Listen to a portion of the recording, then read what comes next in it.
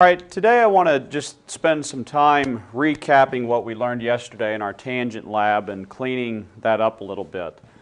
Yesterday we said that if I want to look at tangent, I have to remember that tangent, one of the ways it is defined is sine x over cosine x.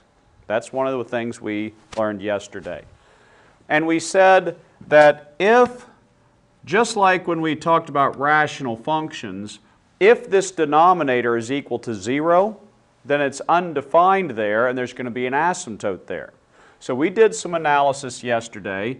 We looked at the cosine graph and we said that at pi halves and 3 pi halves and every odd pi halves after that,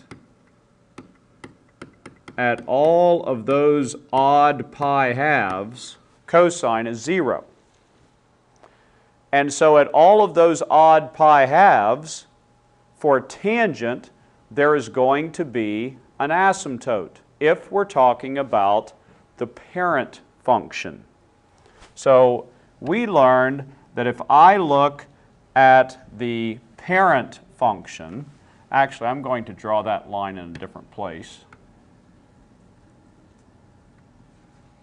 I'm going to match it up to this graph that's up here.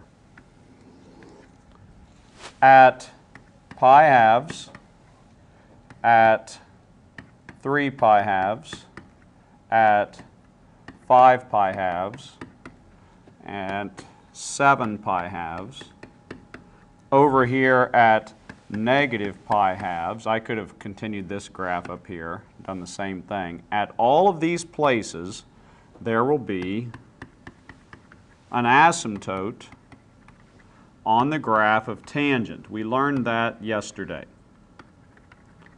Asymptotes at all of those places. And then we found out that the actual tangent graph is pretty simple. It just, and I know my graph isn't perfectly to scale, but at the halfway point it crosses. So this halfway point would be pi right here. And this halfway point would be 2 pi. And then this halfway point would be 3 pi. Okay? And there's our graph. That is the granddaddy or parent function of tangent. All right? Now, the part where sometimes people get messed up is what if it's not the parent function? And that's what I want to just clean up a little bit today. First off, there's two things. Notice where the asymptotes are. At pi halves, negative pi halves, and every odd pi halves after that, if it's the parent function. The other thing we said yesterday is how long is one period of tangent? Well, this right here is one period, and this length is pi. So we said that's one period on, again, the parent function. Okay? So, what we need to do if we are graphing, for example, a function like y equals the tangent of, let's say it's x over 6. Okay? Well, here's how we do it. First off, we think of this as y equals the tangent of 1/6 x. And from this point, it's just like when we did our sine and cosine graphs, we're going to find the period. But instead of it being 2 pi over b, it's going to be pi over b. So it's going to be pi over 1/6. So I multiply by the reciprocal. Pi times 6 over 1 is 6 pi. So my period for this particular tangent is 6 pi. We'll need that in a minute. All right? The next thing we have to do is find out where my asymptotes are going to be. Well, I know on the parent function, sorry for that interruption, we were looking at where the asymptotes were on my base graph, which is at pi halves and negative pi halves. Okay? And of course, every odd pi halves after that. But right now, what we're concerned about is these two, pi halves and negative pi halves. Now watch how simple this is. All I need to do to find out where the asymptotes are is take the argument, we called that x over 6 thing the argument, and I'm going to set it equal to that pi halves, and I'm also going to set it equal to the negative pi halves, and that's going to tell me where my asymptotes are. Okay? And what we're going to do is we're just going to solve them. They're going to be two very basic algebra equations that we're going to solve.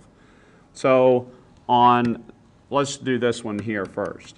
I'll multiply this by 6, both sides by 6, and I'm going to have x equals, well, I do my factoring, and I get that x equals 3 pi. That is the location of the first asymptote. This one over here will be the same thing, but since it was a negative, it's going to be negative 3 pi.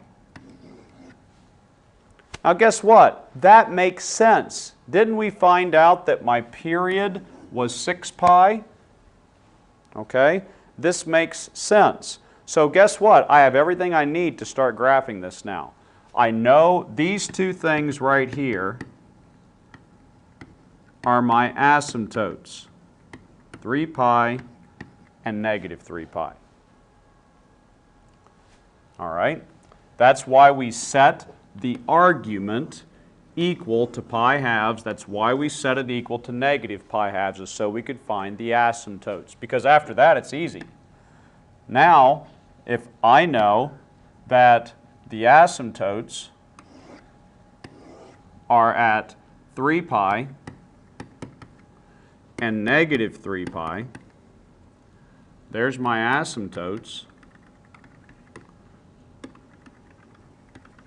I can now sketch one period of the tangent graph.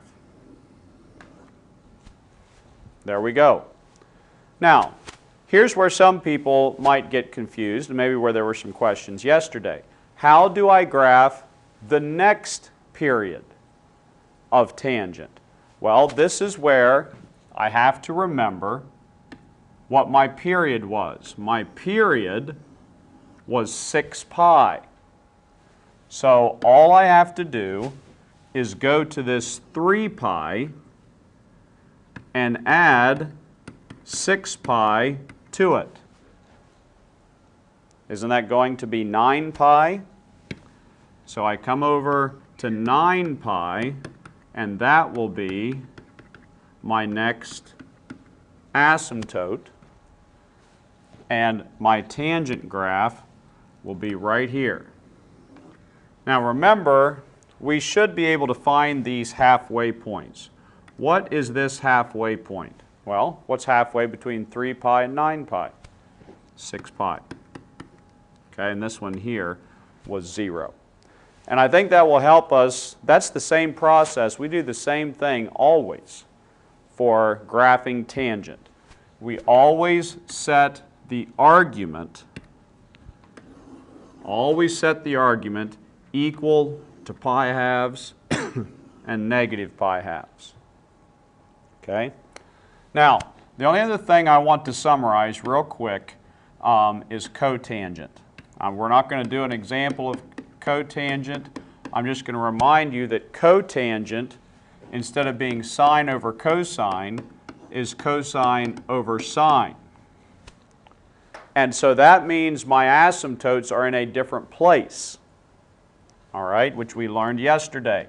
So the base cotangent graph, my asymptotes are at 0 and pi and 2 pi over here at negative pi.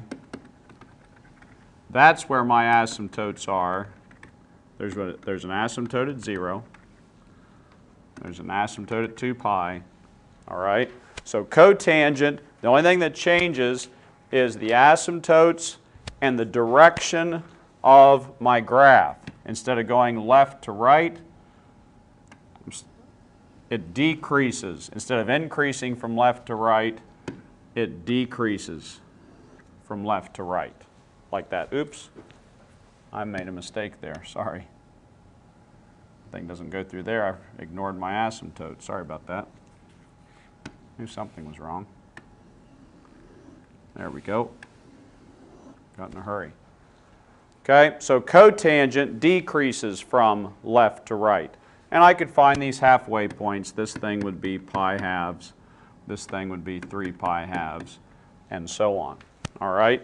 And so for finding your asymptotes for cotangent, if I ever had a different argument, what would I do? Well, I would set it, instead of setting it equal to pi halves and negative pi halves, I would set it equal to pi and equal to 0. Okay?